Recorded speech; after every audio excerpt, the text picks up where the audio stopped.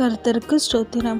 இன்றைய வசனம் 2 ராஜாக்கள் 13 அவர்கள் மேல் மனதுருகி அவர்களை நினைத்தருளினார்.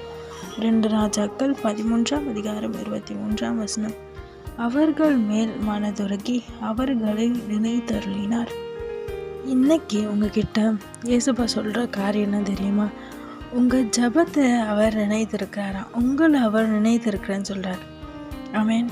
நீங்கள் நினச்சிட்ருக்கீங்களா, எவ்வளோ வருஷமாக நான் ஜெபிச்சிட்ருக்கேன், ஆனால் ஒரு மாற்றமும் இல்லை, ஒரு பதிலும் இல்லை, ஒன்றுமே காணப்படலையே அப்படின்னு சொல்லி நினச்சிட்ருக்கீங்க.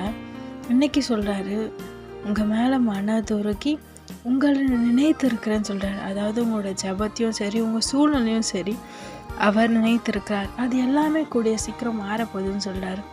ஆமென்.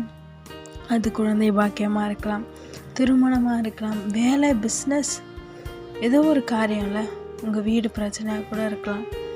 ஏதோ ஒரு சூழ்நிலை உங்களை கலங்க பண்ணிகிட்டே இருந்தது, அது குறித்து ஜெபிச்சுட்டே இருந்தீங்க.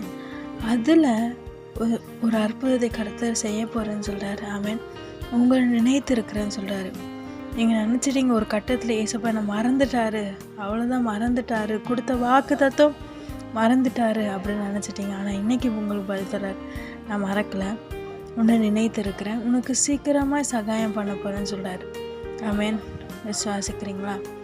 பயப்படாதீங்க, கலங்காதீங்க. கர்த்தர் நீங்கள் நினைத்துட்ருக்க காரியத்தில் ஒரு பெரிய அற்புதத்தையும் பயங்கரத்தையும் செய்து உங்களை ஆசீர்வாதத்தை உயர்த்துவார். ஆமென்.